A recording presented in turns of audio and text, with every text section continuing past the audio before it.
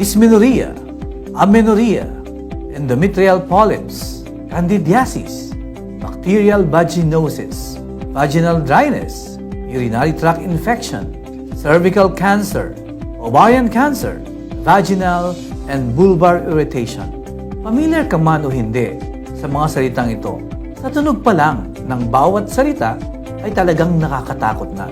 Lahat ng kababaihan, sa simula pa lang ng pagkakaroon ng kanilang monthly period, ay prone na sa ganitong mga karamdaman.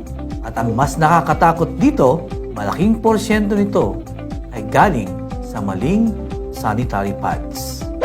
Ako po si Doc Ferd Soledad at nandito po tayong muli sa ating Good Life Health Forum upang pag-usapan yung mga problemang na-encounter ng mga kababaihan, lalong-lalo na po sa paggamit ng ating mga sanitary napkins or sanitary pads. Ito lang po yan, pag-uusapan natin muli dito sa Good Life Health Forum.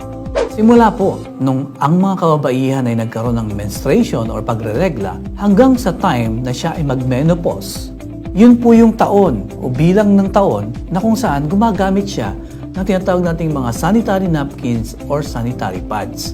Ganun katagal yun. At imagine niyo po, kung maling uri ng sanitary napkin ang ginagamit ninyo, siyempre, may masamang dulot ito or panganib na dulot ito sa inyong kalusugan. Ngayon po, sa dami po ng mga kababaihang gumagamit nito, importante po yung tinatawag nating hygiene, di ba? So, kinakailangan yung sanitary napkins or sanitary pads ay hygienic din yung proseso.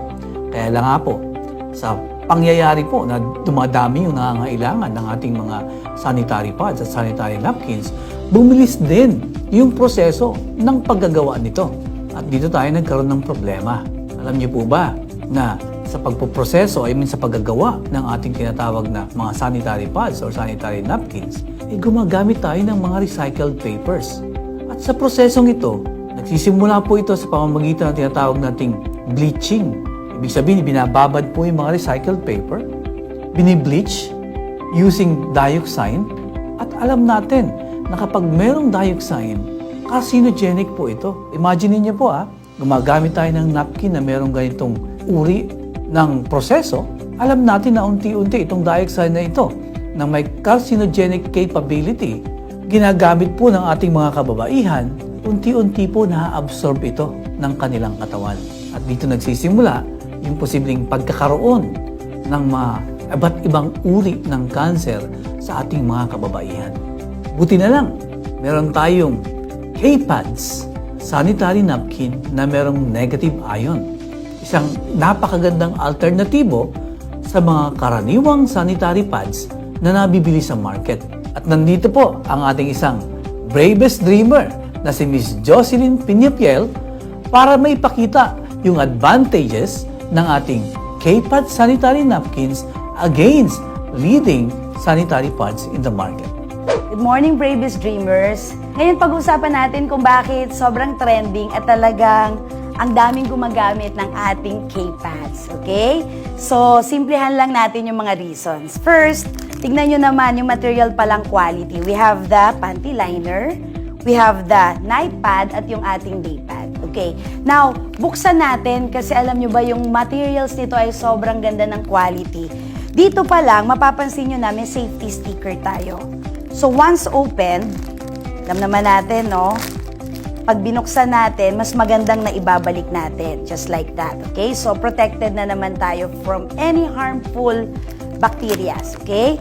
And then, pag binuksan mo to, may mapapansin kang nasa loob.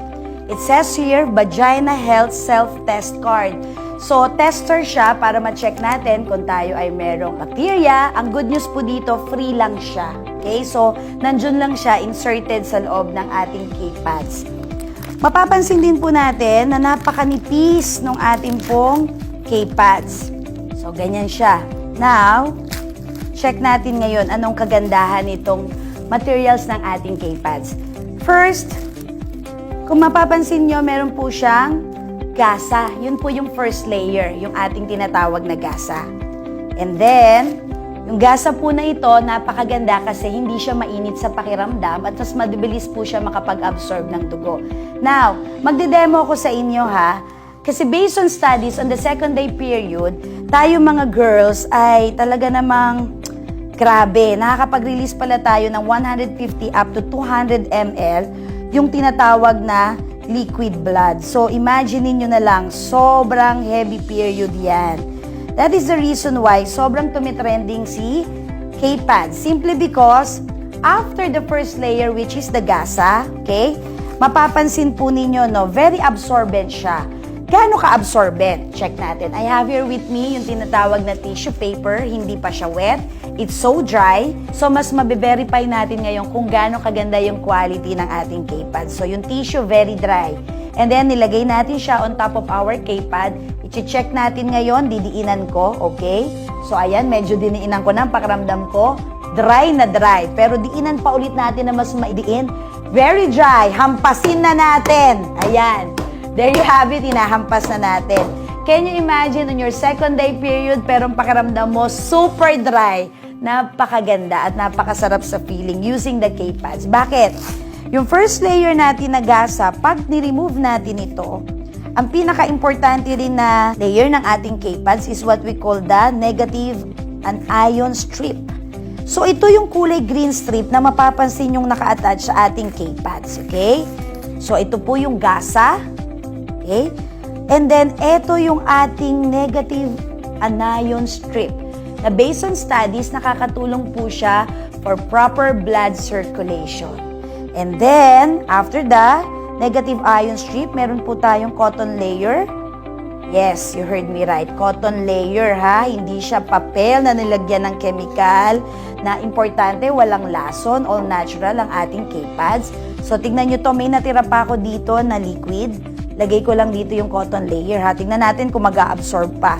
Kasi, papakita ko rin sa inyo na meron din siyang kasamang all-natural na food grade gel that turns liquid blood into gel. So, no wonder, hindi ka basta-basta talaga magkakatagos pag yung ating K-Pads ang ginamit mo. At habang hawak ko siya, nararamdaman ko yung lamig simply because meron itong menthol and camphor. So, grabe, ang pakiramdam mo talaga. Para kang giniginaw sa lamig. And then, meron po itong non-spilling fabric kung saan nakakatulong din siya para yung moisture ay mag-get in at yung heat out naman. So, nakakatulong po ito para ma-lock yung tinatawag na dugo, pero sumisingaw pa rin yung init ng katawan. So, imagine niyo kanina meron po tayo ditong nailagay, mga 100 ml ng liquid, no? Tapos nilagay natin yung mga layers ng ating K-Pad. So, gusto ko lang i-prove sa inyo kung gaano siya ka-absorbent. Kasi kanina 100 to 150 ml na inilagay natin, but still, tignan mo naman, na-absorb pa rin ang ating K-Pads yung natirang liquid. So, bakit maganda ang K-Pads? There you have it. Welcome to the good life.